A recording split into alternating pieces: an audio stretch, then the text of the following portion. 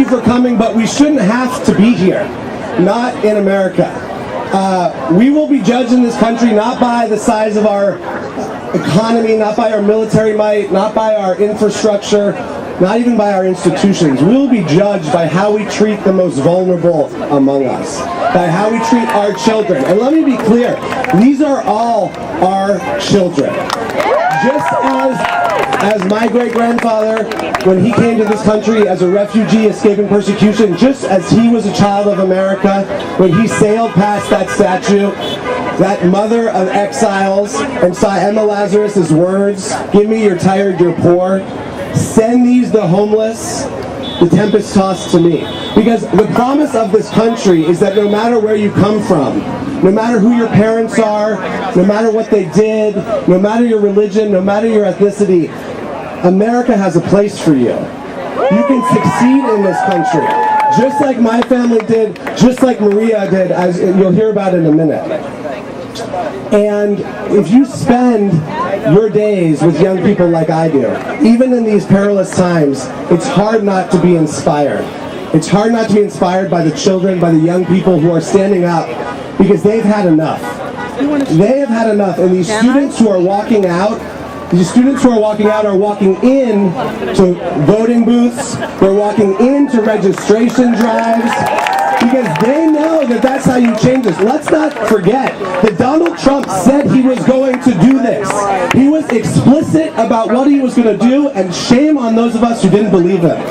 Okay, we just had a primary election, and voter turnout was embarrassingly low. So for those of you who show up today, make sure that you show up on November 6th. Make sure that you show up to make your voices heard, like these young people. You know, we will be judged by how we treat our most vulnerable, but we are also being shaped by those children. And for those who spend our days, the teachers who are here today, the educators, everyone who works in our schools, you cannot help but be inspired, because these kids have had enough. Okay, but let's not forget that they are all our children. And to the families who are at the border, you too are America.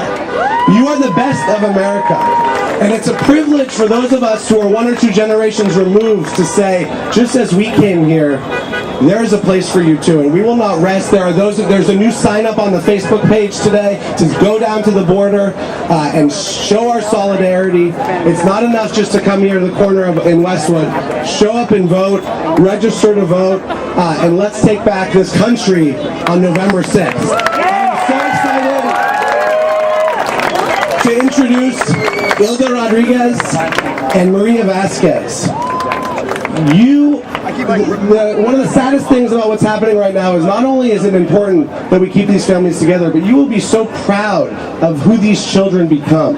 That is the promise of this country. Donald Trump said he doesn't want to make this country a migrant camp. Wake up. This country has always been a migrant camp. This country is built on the backs of immigrants. And these two young people are leading the way forward, and they are not just visitors, they are not just immigrants, they are the best we have to offer. So with that, Hilda Rodriguez.